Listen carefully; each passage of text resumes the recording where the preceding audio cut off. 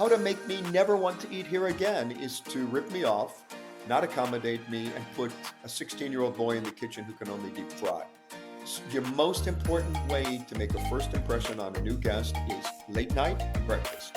If you fail at that, we're never coming back. Hi, and welcome to Hospitality Huddles. I'm Scot Turner, and in each episode, we'll be uncovering the industry's biggest challenges and serving up the solutions to overcome them. This week, I spoke to Karl Wilder, who, as someone who's travelled the world, knows all about how guests view hotels. I couldn't help but extract some of this experience from him, and the examples you hear are both going to resonate with you if you stay in hotels, but if you work in them, it's going to give you a to-do list to improve your operation. Karl's style isn't to mince his words, so expect the brutal facts of a life well travelled.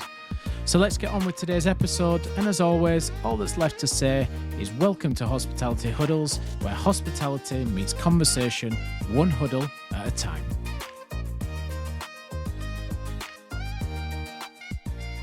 Hi, Karl, and thank you for coming on to the show. We first met on LinkedIn a while ago when you did some comments on some of my posts, and we had a great chat after that. And I couldn't resist but get you onto a recording so others could benefit from some of your experience of traveling the world. So thank you very much for coming. And I always start by asking the same question to all our individual guests who come on, which is, what does hospitality mean to you? And I'd love to hear what you say about this. It is that warm, glowing feeling that a guest is given in their heart, in their stomach, and in their head when they have been taken care of, not only with delicious food, gorgeous wine, good service, but that indefinable element of warmth. You have to have a staff that can make people feel like they have been given a virtual hug every time they walk through the door. That's what hospitality means. It is an emotional response, and it should be. Yeah, fantastic. I completely agree. I always go back to saying to people, for me, hospitality is about creating memorable experiences and making people walk out the door going, wow.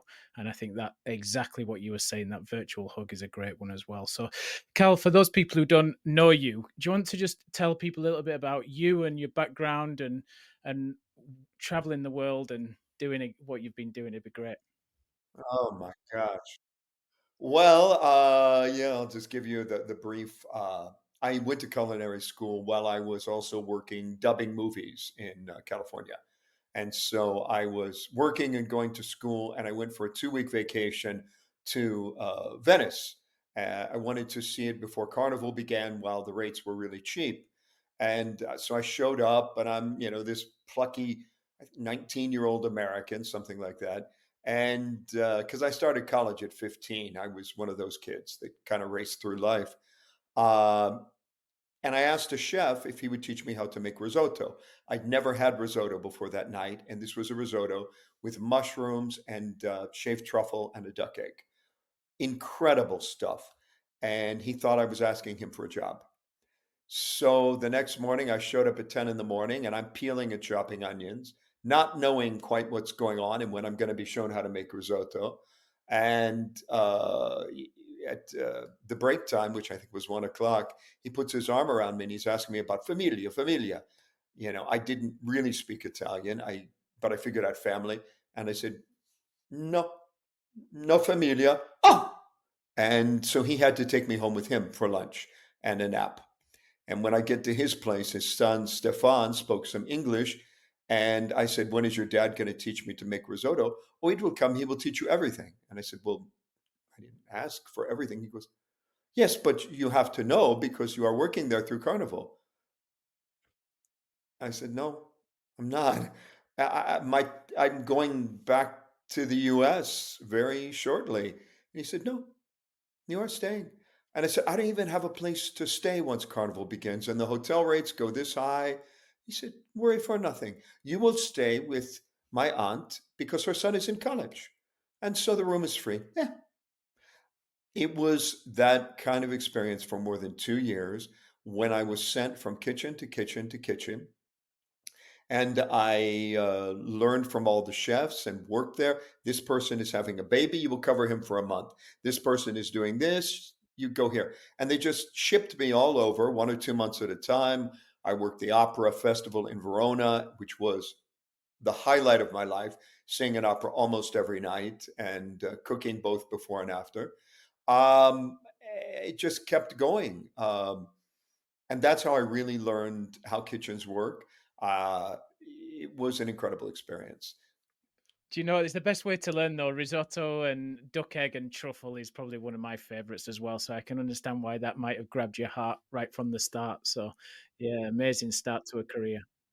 My boss for the films, Mr. Vecchio, he, funnily enough, he had people all over Italy, and I was able to keep working on the movies.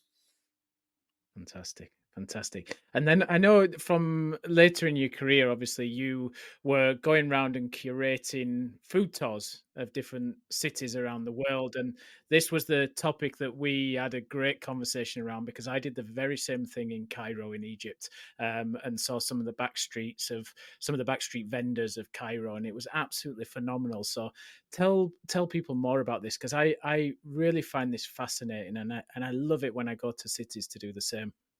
Whether you're curating a cultural tour or a food tour, what you want to show people is what they would not see on their own.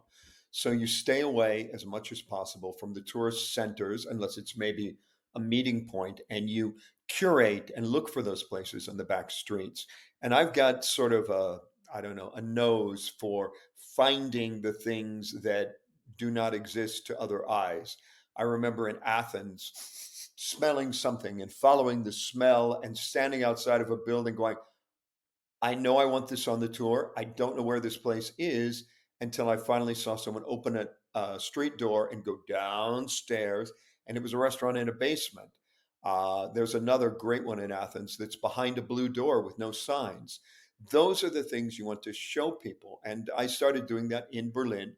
And what was my second city? San Francisco. Very hard city to find places people don't know about. But I'm very proud to say that I have some friends who live there who said, I never knew this place existed. So I managed to pull it off with at least two of our stops. And then it was New Orleans, New York. I did it all over the US, Europe, Asia. You want to give people an experience they'll never get anywhere else. And that's my goal in food tourism.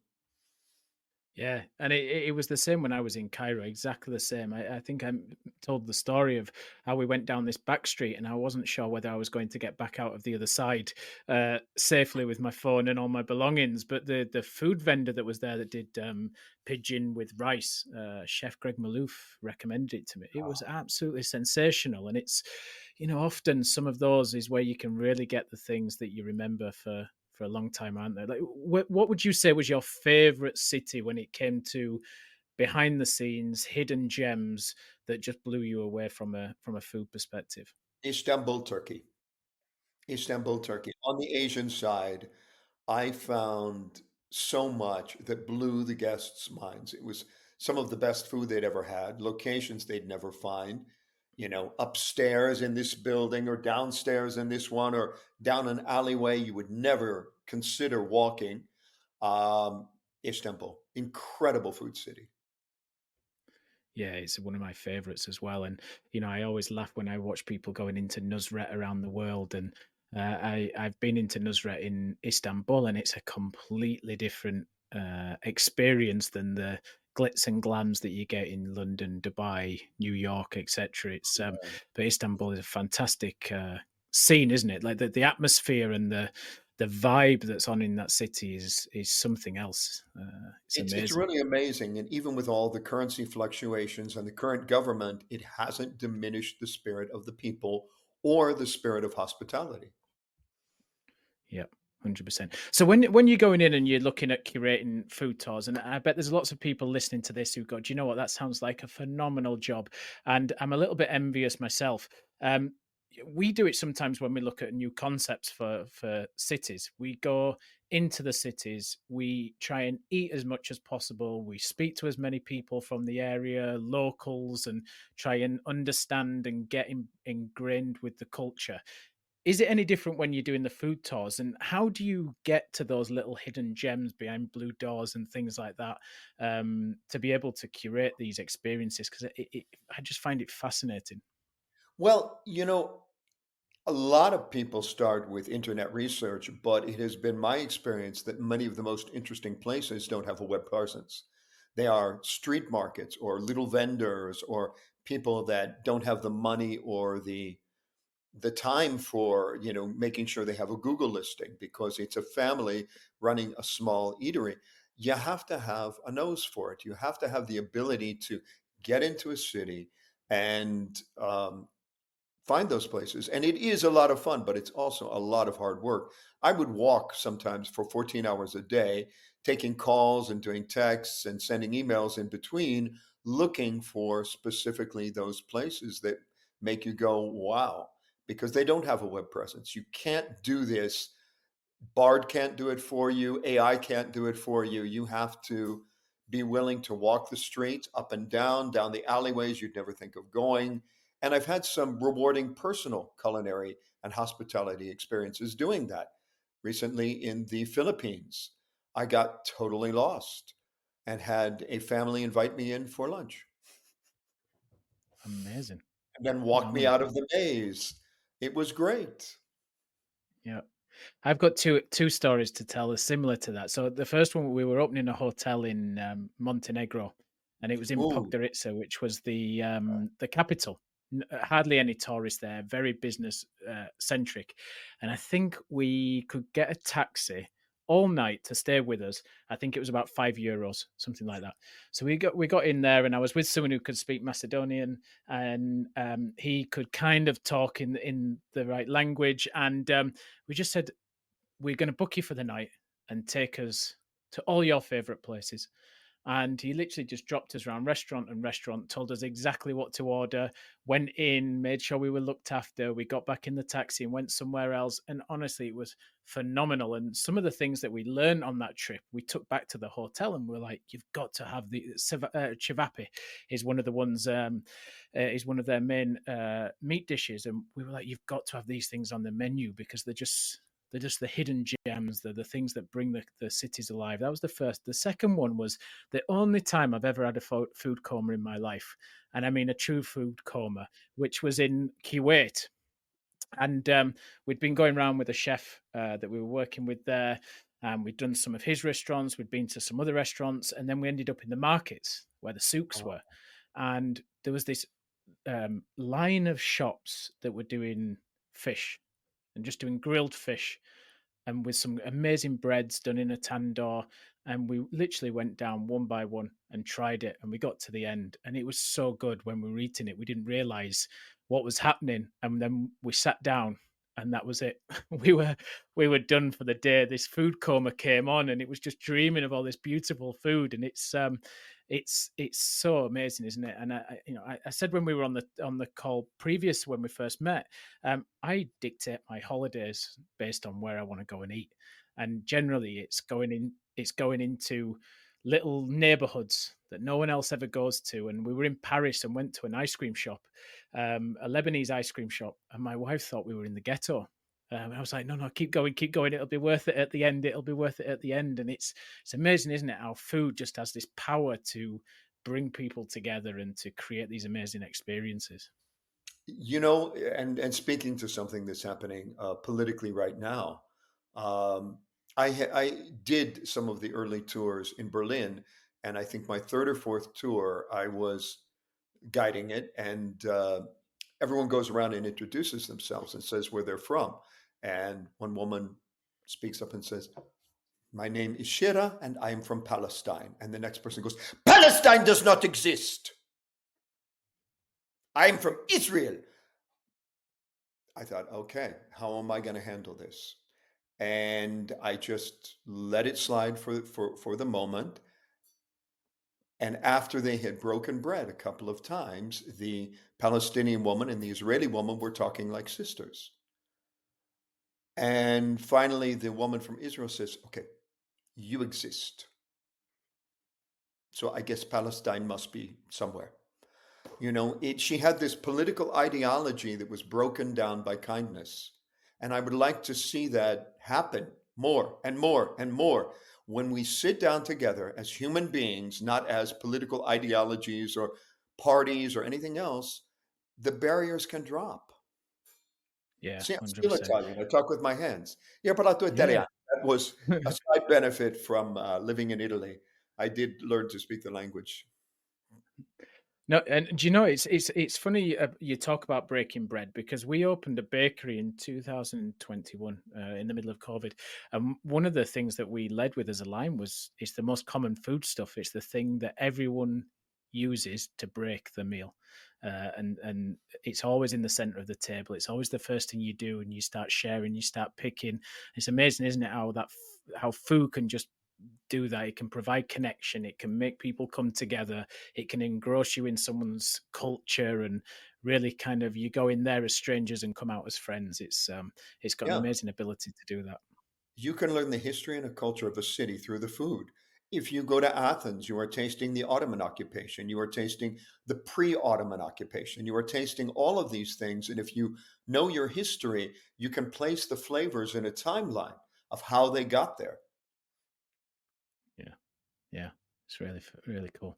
So the other thing, you've traveled a lot throughout your career, going and curating, and one of the things that we have, yeah, one of the things we have a common agreement on and thought process on is F&B in hotels, and from someone who's spent a lot of time traveling, what's happened to F&B in hotels? Why does it now have such a bad reputation? And I'd love to hear some of the examples that you've got through your traveling that people listening to this show might be able to kind of go, okay, let's do a bit of a checklist against, am I doing this in my hotel and how do I fix it? I think that hotels often do not realize how important it is to experience the hotel from the guest vantage point. They experience it from the corporate point and the point of the numbers and the this and the that, and they're looking at spreadsheets and cost analysis and how much is the hotel division going to have to support F&B this year because they can't make any money, rather than looking at it from the guest standpoint and the local community standpoint. What do you have to offer the people who are not staying at your hotel? And I think that's paramount for any food and beverage division, whether it's a happy hour, a well priced lunch, whatever it is, you've got to be open and available. There are restaurants here in Budapest that you can tell they're tourist restaurants. They don't even have a menu in Hungarian.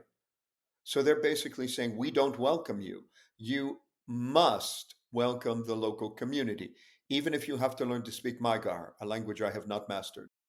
Um, and as a business traveler, something I experienced over and over again in the US is, once you reach a certain point in the evening, the real kitchen is closed, or the chef has left, and the sous chef has left, and there's a guy in the kitchen with no experience who deep fries whatever you ask for or grills it, and he can put the frozen fake pizza in the oven if you want one of their flatbread creations.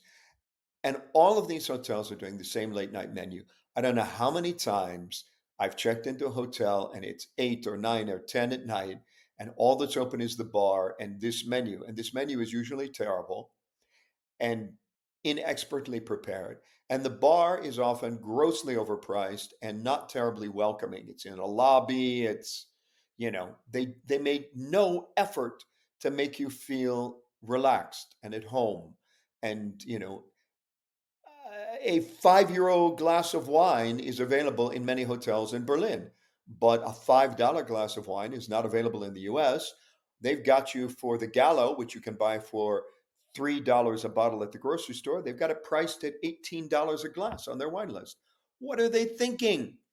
How to make me never want to eat here again is to rip me off, not accommodate me, and put a 16-year-old boy in the kitchen who can only deep fry. Your most important way to make a first impression on a new guest is late night and breakfast. If you fail at that, we're never coming back. Yeah. And it's true, isn't it, about breakfast? And I think this a lot when I'm traveling, and I travel a lot as well. Is it's really hard sometimes to have anything remotely healthy at breakfast, apart from some chopped fruit salad that was probably done the night before and has sat there overnight, and the apples are going brown, and it's in a syrup and that type of thing. Like breakfast is a huge opportunity for people, and I think one of the big mistakes I see a lot, and it'd be interesting to hear what you say on this, is um, I think big buffets are a mistake. I think back to what you're saying, corporate hotels, brand standards, they think they have to do something for everyone and abundance is great. But actually, for me, it has the reverse effect. I'd prefer to have a much smaller offering that's focused on quality, has it's unique to the hotel where the chef's put his heart and soul into it and takes pride for it, rather than a 25-point checklist from an ops manual. What's your perspective on breakfast as a traveller? Because it's one that drives me crazy, I have to say. Both as a traveler and as a worker. The hotel chain I cannot name because of a non disclosure requirement hired me to fix a breakfast in Mexico City where the costs had spiraled out of control. And I went and visited the buffet and it circled the room. There was so much crap food because they were trying to respond to the comments and create everything that they didn't have. They didn't even have pancakes. One guy says it, so what? He's gone the next day. Yes, they didn't have pancakes. So we got rid of this enormous buffet, huge, huge cost drain, and tapered it down to 11 plates prepared fresh.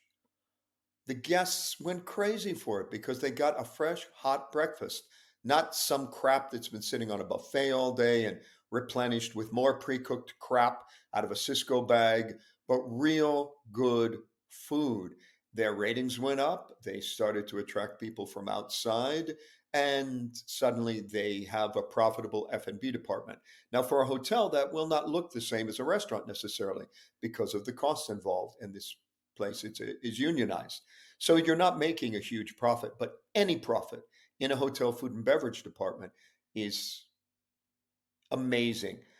I hate buffets. I hate buffets. I hate the crappy breads that are wrapped in plastic. I hate the scrambled eggs that are poured out of the milk cartons of pre-blended eggs. I hate the fruit that's dumped out of the bag from Cisco that may be moldy that nobody checks. I hate the three colored potatoes they all seem to do because some salesman took them that. And a big problem in hotels is they promote people from the hotel business, not the food business. So a guy who was the front desk manager or the housekeeping manager might be your next food and beverage director. Yeah. Yeah, that's really true. I think it's funny. I always look at. I'm in London, so I get to see the Wolsey often, and it's phenomenal, isn't it? How those guys can do full a la carte service and do three, four, 500 covers a morning.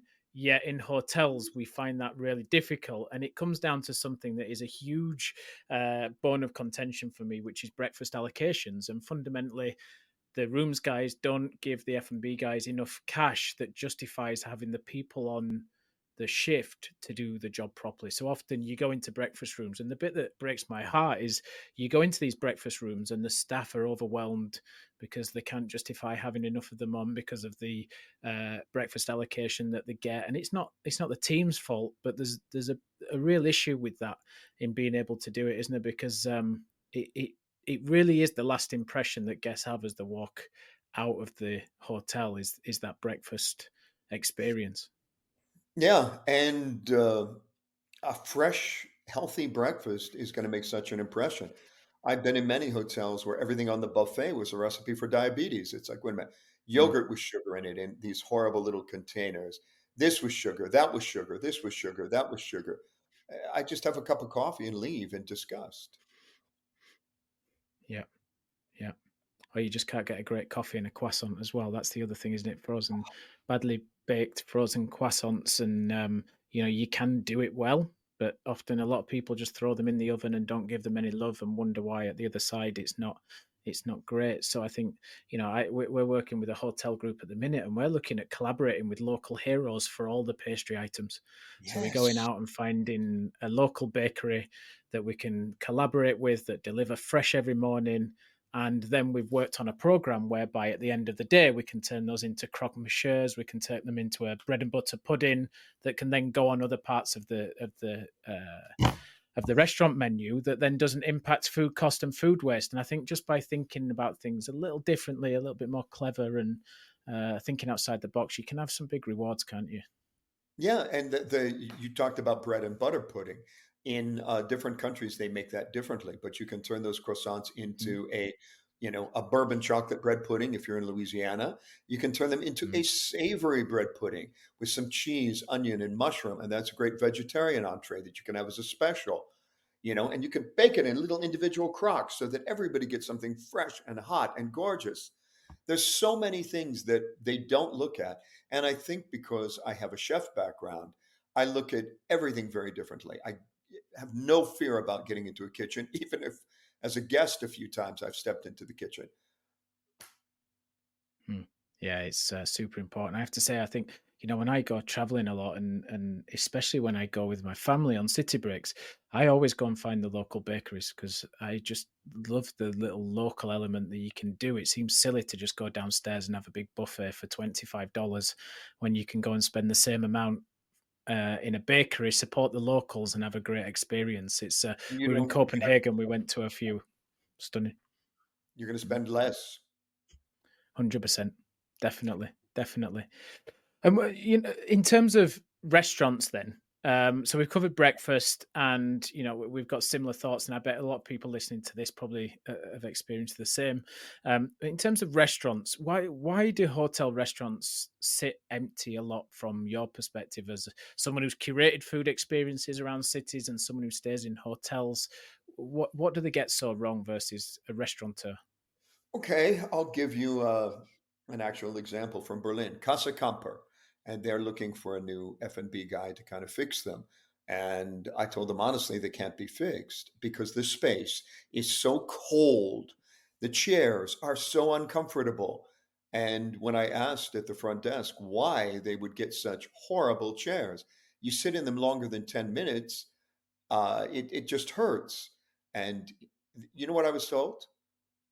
Because we want people to move very fast because there's only this many seats and this many rooms and we have to move them through breakfast. So if it's uncomfortable, then they move on very quickly. They don't finish. Okay. But you want a dinner trade on those same chairs in this cold and ugly space. It's not going to happen. You need to have a welcoming space and then you need to have great service and you need to train your staff. Training is a big problem in hotels. They bring somebody on and they say you're going to follow this guy for a day, and then if they're desperate, they put them on staff because they learned how to enter an order on the computer, but they don't know proper wine service, they don't know proper food service, they don't know anything, and they haven't trained them, they haven't had a class to teach them the fundamentals. And right now hotels are experiencing a big labor shortage. You've got people from all over. If somebody comes from a Muslim country, you've got to teach them wine service. They're not going to know that. If they come from Paris, they might. But you have to really be sensitive to the fact that the teams are international. Teach them everything you want them to know. Yeah, training's super important, isn't it? Because we can't expect people to know what to do if they haven't been shown the way. And it's like you say, a lot of people now are coming into the industry without experience. They're maybe traveling more than they used to, but still, they need to understand how to look after people. I always remember when we started at the Dorchester collection, one of the big parts of the induction was how do you deal with the different cultures that come and stay. So primarily the Middle Eastern market, the Russian market, and the Chinese market at the time. And we spent a lot of time understanding how to greet them properly, how to serve them properly, how they like to be served. So with the Middle Eastern guests, they like things to be quick, they like things to be on tap. You always have to have someone there, and it does make a big difference, doesn't it, to the way it works. And I always look at it as well with hotels and think, they do a lot of this in the bedrooms, and they put a lot of effort into amenities.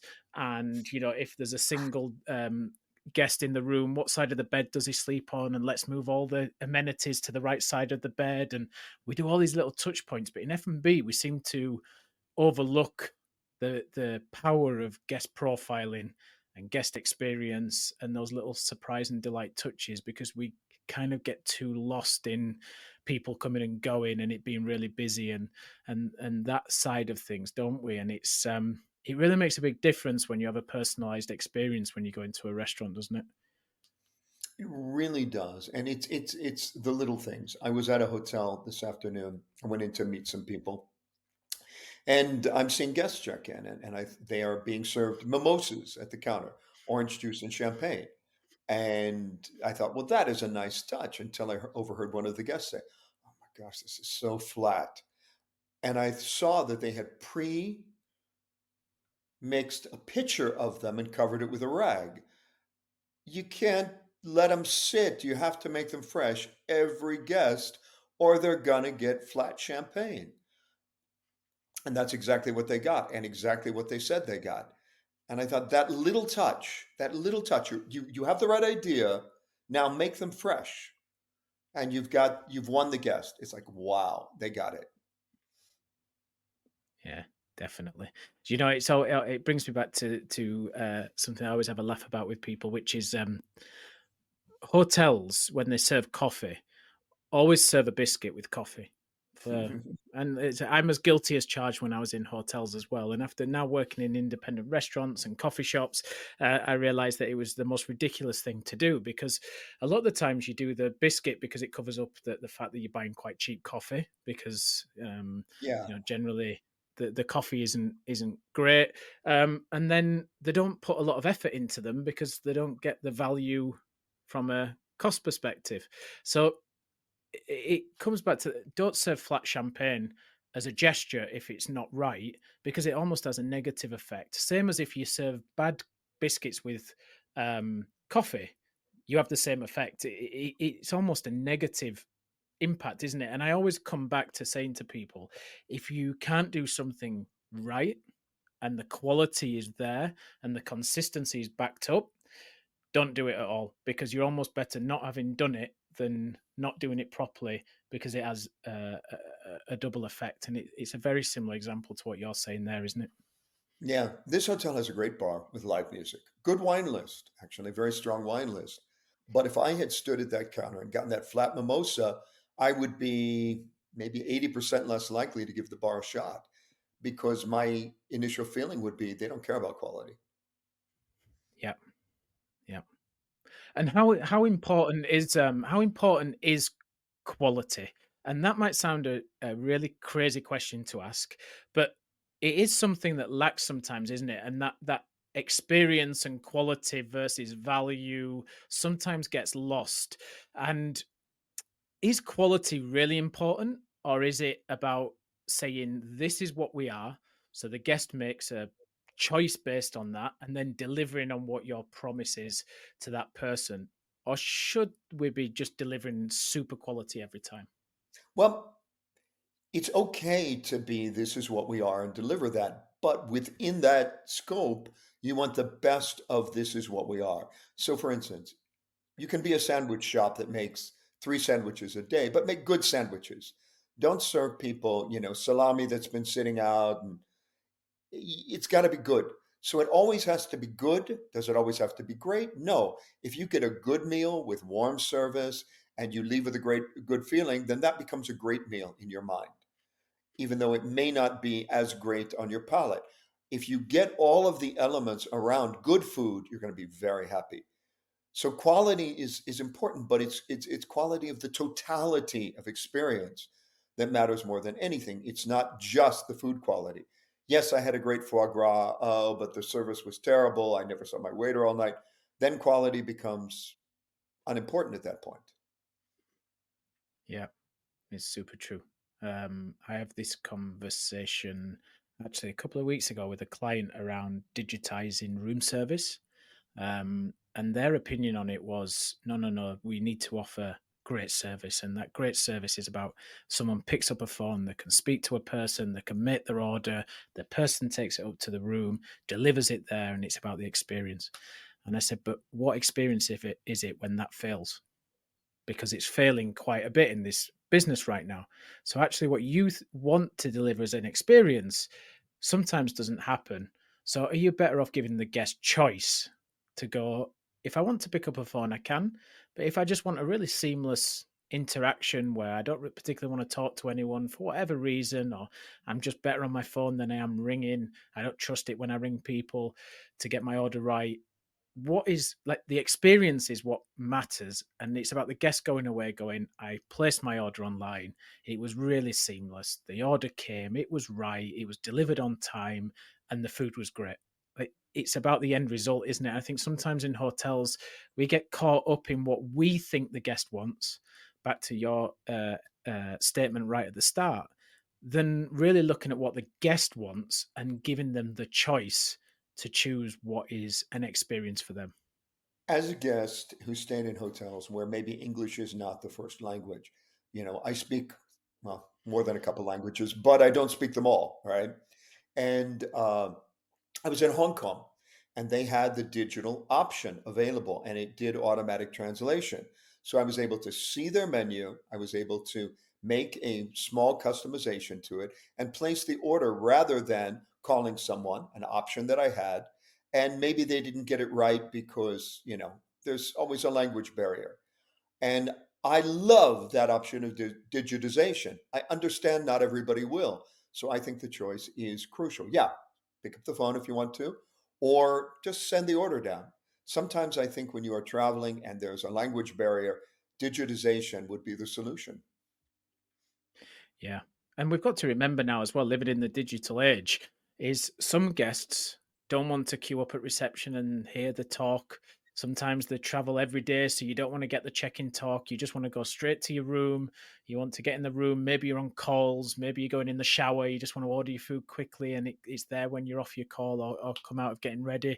And we've got to remember sometimes some people just want to be digital and want to make their life seamless and easy. I mean, I know when I go to airports, when I lived in Dubai, and I was in the loyalty program for Emirates, the way that they made the tiers of the loyalty program become more seamless as an experience of flying with them from the minute you got to the airport to the minute you got off at the other side, the experience became more seamless, and you would never fly with anyone else because I could get through to the lounge in about 5 or 6 minutes in Dubai airport. I could get onto the flight using a dedicated gate at the top. And then when I got off the other side, I had priority at customs. It was just seamless. And that experience for me was worth so much more than going with someone else who it wasn't as seamless. It was much more effort. As I was traveling, I couldn't get back onto my laptop quick enough and things like that. And it really does go back to what you're saying about put the guest at the front, look at what that user experience needs to be, and create as many ways for that user experience to be optimized as possible, because that's what's going to deliver the memorable experience and that virtual hug moment that you were talking about right at the start, isn't it? And I had one of those experiences that was great in all those years of travel. And it's because it was only once, it was really memorable. I had flown from Northern Australia to Boston because we had sort of a crisis in Boston. Now, that's a brutal flight. So two planes, I think, a lot of time in the air, a little bit of time in a hotel lounge. I get there, I'm exhausted. And when I've made the reservation, they ask, is there anything we can do to, make your stay easier or more comfortable? I'd written seamless check-in, please. I'm going to be exhausted. I arrived at the hotel and there's a line at the reception. Oh, fuck. And someone comes down the line and he says, Mr. Wilder. And I said, yes. You asked for a seamless experience. Your room key is in this envelope. We have selected this room for you, quiet, which is what you asked for. We went under the bed to check for dust because you noted that you have asthma and dust is really a trigger. And we think you'll be very satisfied. I almost cried with joy. They had listened to what I said and they had responded. And I went to my room. I was exhausted. I took a shower and I went to bed. And I thought this hotel has got it going on. And then I went to breakfast the next day and I thought this hotel needs help. And it was funny. I was just about to ask you who that hotel was then to shout them out, but yeah, no, it's so true. I mean, when we worked in Dorchester Collection, Intercon, we used to do the red eye amenities for people that when they checked in, there was some pastries there and some orange juice and some kind of like relaxing balm and things like that, just to help them kind of go, okay, let's relax now. We've finished traveling and we Yeah. can go. And it's amazing, isn't it, how all those touch points happen? But back to what we were talking about earlier, we were about to shout them out because they delivered an amazing experience, and then breakfast let them down. And it's so many times that that unfortunately happens, and it's really disappointing, isn't it? But if I so we've talked about all the things that go wrong and don't work well, and I think a lot of people will resonate listening to this. I know I certainly do from visiting hotels and working in hotels. But who are the guys who are doing things really well, and what is it that you've seen from them that you want to give them a shout out for? That is the toughest question you've asked. The places where I have been, where they did everything right, were family-owned hotels, not corporate chains. Yep. Um, they were. I mean, there was a place I stayed at recently in Italy, and she almost every night had 100% capacity. Because she would negotiate with guests at the last minute to fill her rooms. So she would directly negotiate. All right, I know that my cost of cleaning, my cost of this, my cost of that is 30 euros a night. I try to get 100, but if somebody shows up from the train station and needs it for a night, I'll let it go for 50 and I'll be full. She had that same mentality when it came to everything. She said to me, and I'm dying to remember the name of this place. She goes, "What do you like for breakfast?" And I said, "I just want 5 espresso." "Come take coffee with me." But she would take everybody's preferences into account. And I had coffee with her every morning. We had our espresso together because she too did not eat breakfast terribly often. And it was really, really nice. I felt like I was staying with a friend. And I know how to find the place if only I can remember the name. But that was a family owned place in Rome. Cersei's place in Istanbul is the same.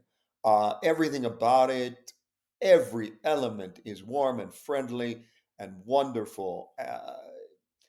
These are individuals, though. I can't think of a chain that gets it all right. The chains desperately need your help, all of them. Yeah, no, I mean, listen, I would agree with you. I think these boutique hotels are amazing. There was one I used to stay in London all the time when I came back, called Georgian House Hotel in Belgravia, and it was for exactly the reasons that you'd say. They'd always have my room ready, even if I was flying in overnight.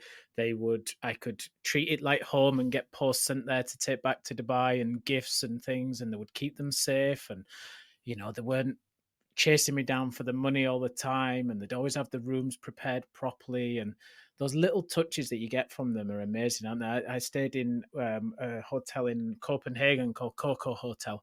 Very similar, very small, 40 rooms, maybe something like that, but very, very intimate. And they just got all the little touch points just perfect. I was there with the kids. There was the little gifts on the bed for them, and they used to fuss around the kids more than they did us, which is perfect when we're sat there having a glass of wine. And sometimes those little boutique hotels just they have a way of being much more intricate with things and kind of not treating it like a factory. I think sometimes, don't they? I think if I was going to shout out one brand and one corporate brand that does things really well, I think I would shout out the guys at Ennismore. And I've started staying in 25 hours hotels when I go away and stay, Right. because they just really think about the way the hotel sits in the local area.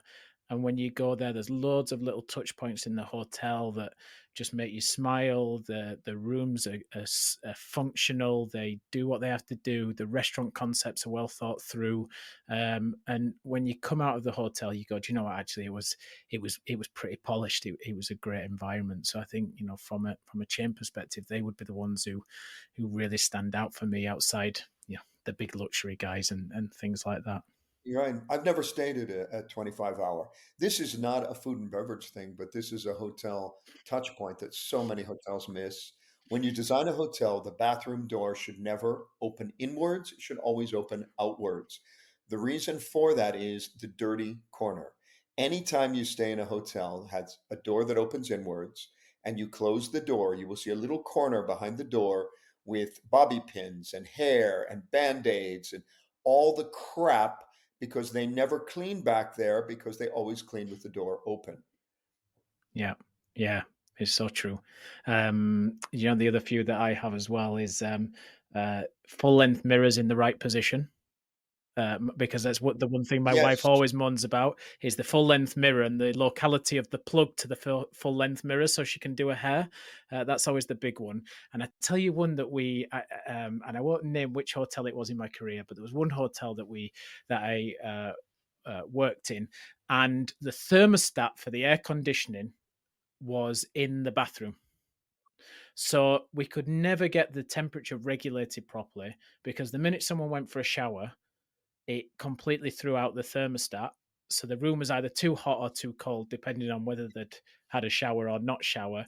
And we used to get so many complaints because of it. So yeah, there's a list somewhere in my Dropbox that is all these faux pas that if I ever get to design a hotel completely from scratch and I get an input into bedrooms and things, is there ready to pull out. Same in F&B. How many times do you go to a lounge and they want people to sit there on laptops and work, but the table heights aren't right, or there's not a plug nearby? All those little touch points are so important, aren't they?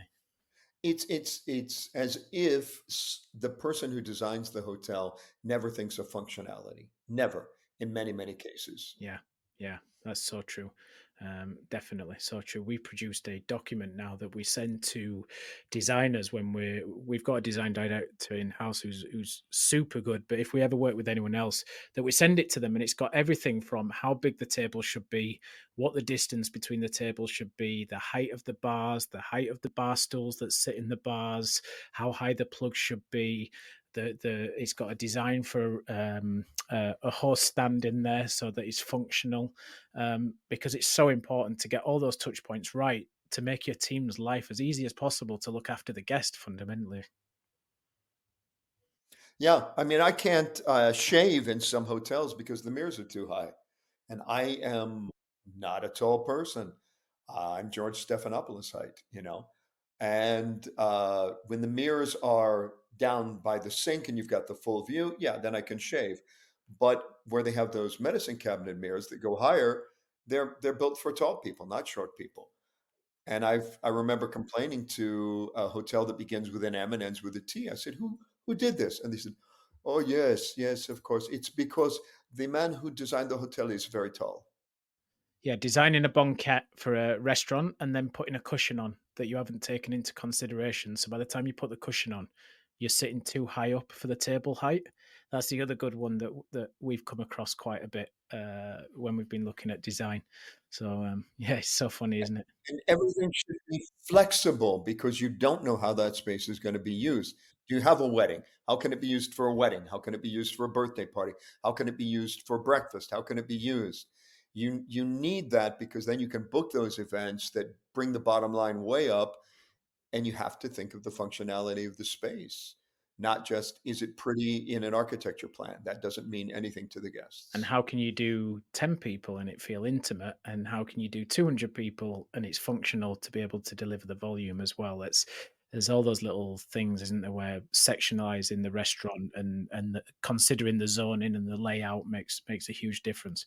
So if we look to the future, and we talk about giving any operator or hotel F&B guy who's listening to this some touch points in terms of going, do you know what, tomorrow, this week, next week, sit with your team and say, are we doing these things to make our experience as great as possible? What would be the top three things that come to your mind that you would say focus on these as quickly as possible to improve your experience? Top three things: small menus. Do not try to please everybody who ever comes in with a freezer full of crap that you're not going to use but once a week. Make it a good, small, targeted menu, and don't neglect the local cuisine. There's this drive among many hotel chains to have international menus. Our international cuisine. Yeah, you've got overcooked pasta, badly cooked steak. Nobody knows how to do international cuisine. So what is your local cuisine? In Budapest, you want Hungarian food, or you want something that is a good, strong ethnic choice with a chef from that country. You're doing Italian, have a chef from Italy, not a chef from, Germany, because they can't cook Italian food. I'm sorry. So I tend to go off on tangents. Sorry. Uh, the top three. So that's number one. Number two. How does it feel? Sit there as a human being and go, how do I feel sitting here? Can I see where my server is if I need help? What am I viewing when I look at this place? What are the functions? Do I need a power cord? Am I doing work here? Sit in your own hotel and experience it for a few hours. No one should make any changes without that. So make your space very, very functional and small menu, functional space, staff training.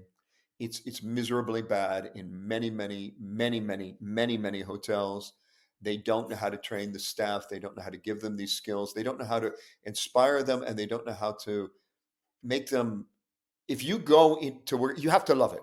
If you don't love it, you have no passion. If you have no passion, you don't have the energy to get through the day. So if you have a bunch of people that don't love what they're doing, maybe they can work at the front desk. Find people who love what they're doing. You must love it or you can't do it. It's too demanding. Fantastic. I couldn't argue with any of those. That's awesome. Now, we always close the show by asking three quick questions. So I'm going to fire them at you. And yeah, really interested knowing you and speaking to you now a few times what your answers will be. So the first one is, what are your three main values? Ethics would be number one. And that is not necessarily biblical morality, but it's a sense of fairness. You must be ethical in your treatments. Number two, kindness. There is nothing that can be accomplished with a harsh word that cannot be accomplished with an arm around the shoulder. Tell me what's going on, especially when it comes to dealing with staff. If you know what's going on, you can address the problem. If you don't, you just have a problem. If you discipline people, know why you're doing it, you have to know what's going on in their lives. So kindness is number two. And number three, personal values, openness. You have to be willing to take the world as it is and say, I love you as you are. I'm open to your background, your lifestyle, your religion, your experience, whatever it is. And you be open to that. Let's sit down. We'll have some wine. We'll have some bread. Oh, you're Muslim. We'll have some coffee. We'll have some bread. And be open to who they are and what they need. Don't try to inflict on anyone else what your values are, what your desires are, because they're not the same. Fantastic. And what does success mean to you? Contentment that you've done a really good job. Success isn't, I mean, am I rich? No, but I've had a great life. I've lived in, 5 countries and traveled all over the world. To me, that's success. Enjoying every day, waking up going, wow, I have another day. Let's do this. That is success. And making a difference in your work is also success. And the last one, what advice would you give to an 18-year-old you? I would not give one word of advice because he would not have listened to a word I had to say. 18-year-old me was arrogant, stubborn, and knew everything. Now that I've reached, well, shall we say, close to half a century, I realize how much I don't know. But 18-year-old me he was ridiculous. He wouldn't listen. So he had to have his journey to come to where I am. I wouldn't try to tell him a thing. Would you change that though? Because sometimes I think that is the thing that makes you travel, makes you curious, makes you want to learn, makes you want to know, makes you want to investigate. Would you change it? Would you go back and say, no, that you needed to learn, or you were never going to learn everything? No, I wouldn't change it because I'm having a hell of a time. Why would I want to change what has been a fantastic life so far? Yeah, there have been sad moments, no question. There have been devastating things and this happens to everyone's life, but for the most part, it's been a wild ride. When I go, don't feel sorry for me. Say, hey, this guy had a great life and go out for pizza. As long as it doesn't have pineapple on it, even in death, I would find that offensive. I know at the minute you're looking for the next project to work on. And if people loved what you were talking about today and want to know more, what's the best way that they can find you? Is it on LinkedIn or is there another way? Because I'd love for people to understand how to reach you. Certainly, I'm easy to find. A quick Google search will even turn up my home number. But Karl Wilder, you know the name. I'm on LinkedIn, and if anyone wants to send an email, wilderkj@gmail.com. I believe in keeping things simple.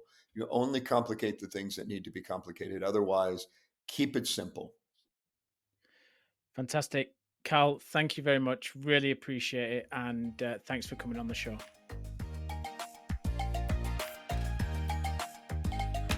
You've been listening to Hospitality Huddles, where hospitality meets conversation one huddle at a time. Hospitality Huddles is brought to you in partnership with Auden Hospitality. Visit the website at www.audenhospitality.com. Thanks for listening, and see you next time.